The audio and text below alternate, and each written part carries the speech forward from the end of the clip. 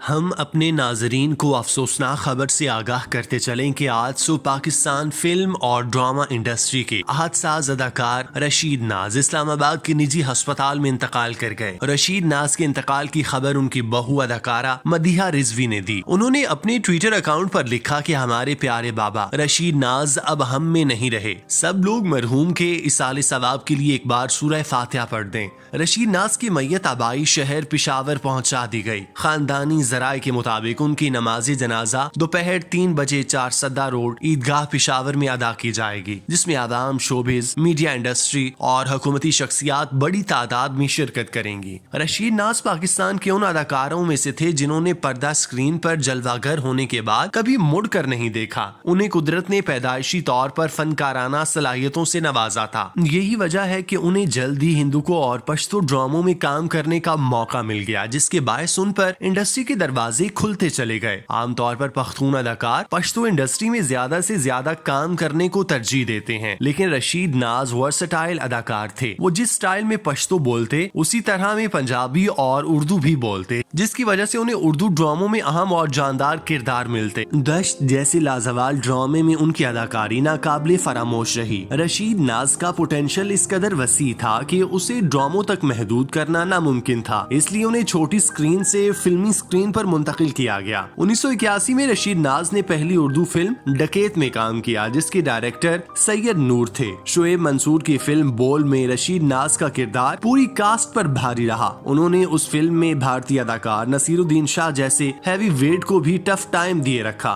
उनकी आखिरी पाकिस्तानी फिल्म शोएब मंसूर की डायरेक्ट करदा वरना थी।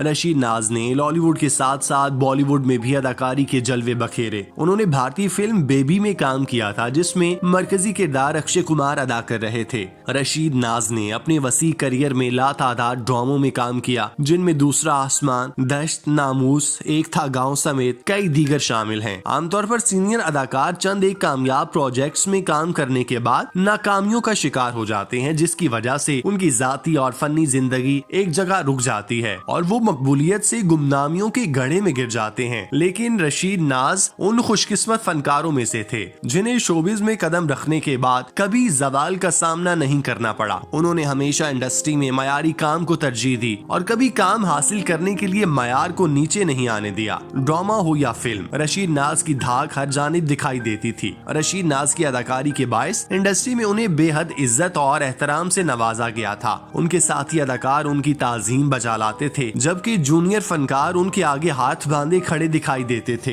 रशीद नाज को अपने फन और सलाहियतों के बायस अदाकारी की जामिया कहा जाता था। वो कैरेक्टर एक्टिंग के बादशाह थे। उन्हें जो भी किरदार मिलता वो उसमें उसी तरह से डूब जाते थे कि देखने वाला उनके बारे में ये गुमान कर लेता कि ये उनकी शख्सियत का हिस्सा है। रशीद नाज के साथ साथ उनकी औलाद ने भी अदाकारी की विरासत को आगे बढ़ाने में कलीदी किरदार अदा किया। उनके बेटे नोमान हसन न्यूयॉर्क में पैदा हुए और वहीं से आला तालीम हासिल की, जिसके बाद वो इंडस्ट्री के साथ बतौर अदाकार मुंसलिक हो गए। उन्होंने कई एक ड्रामों में अदाकारी के जौहर दिखाए। उनका हालिया ड्रामा संगे माँ है, जो हम टीवी से नशर किया जा रहा है। हसन की बेगम मदीहा रिजवी भी उभरती अदाकाराओं में से एक हैं। उन्होंने एक मकबूल तरीन ड्रामा सीरियल परिजाद में अदाकारी के जलवे बखेरे हैं। रशीद नाज ने अपने फन की बदौलत पाकिस्तान फिल्म और ड्रामा इंडस्ट्री की बेहद खिदमत की। उनकी लाजवाल खिदमत को हमेशा याद रखा जाएगा। अल्लाह पाक उनके दर्जात बुलंद फरमाए और उनकी अगली मनाजिल आसान फरमाए।